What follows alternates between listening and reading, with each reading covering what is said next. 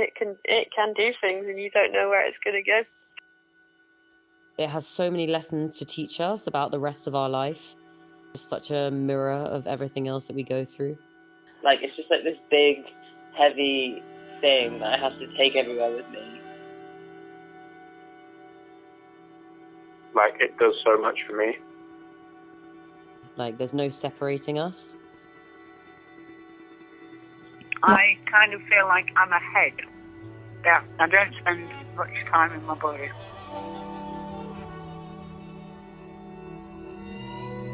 Day-to-day life, if I'm going somewhere new, I do worry about what people think.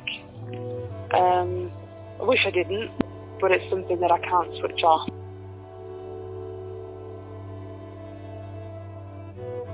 You know, most people I know sort of hide their first reactions to somebody looking odd.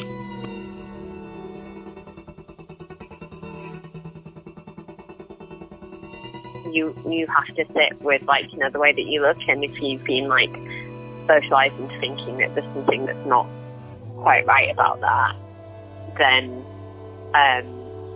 yeah, I think that feels really, like, heavy and, like, frustrating and, like, kind of torturous.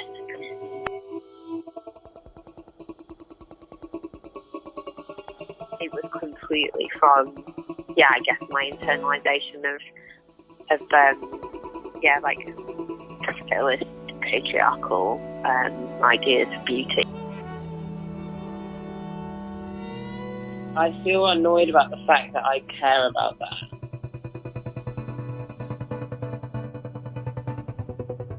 I think now that I'm grey and old, I think I'm virtually invisible. I don't think people see me at all.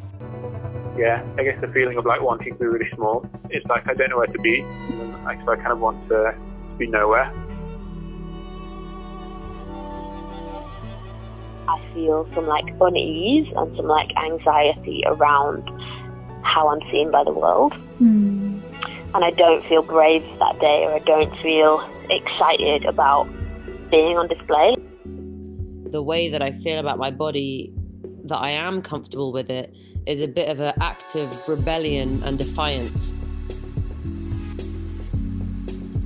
When my body feels discomfort, I can learn something from it.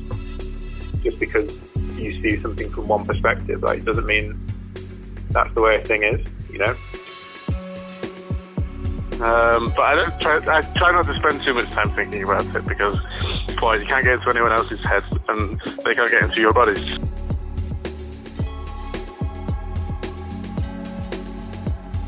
And the older I get, the more comfortable I am in my own body, and I accept more things, and I stop being young and stupid and attacking certain parts of me that just don't need to be attacked at all.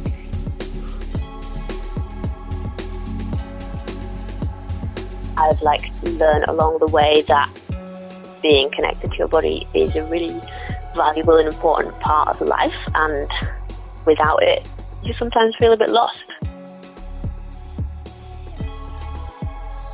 It's about society, it's about other people, it's about yourself, it's about how much do you accept yourself, and, like, it's all tied together physically and mentally.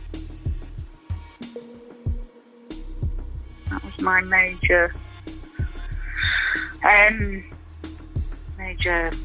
focus during your childhood, was to give you the tools to be able to recognise your own value. I don't know if I managed it or not, but anyway.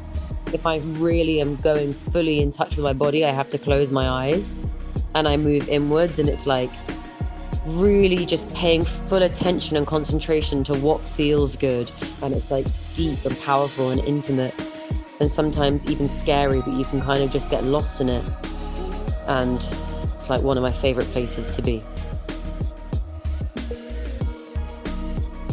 Because it takes me out of my head. Yeah, like, the only thing I've been thinking about is, like, what's immediately before me. It kind of quietens down that annoying brain that's constantly jabbering. And it feels like it's like a meditation. It's like becoming in tune with something deeper than my normal thoughts, and it's like a harmony, like everything kind of coming into alignment. It feels really like you're inside of something, or you're like part of something. Kind of like a little light that starts from your toes and like warms you up from the inside and makes you feel a lot lighter. You don't know how it's going to happen. You don't know how it happens, even when it does happen, and it just works. And it definitely, that is one of the most beautiful ways to use a body. Like, when could it ever be more alive than that?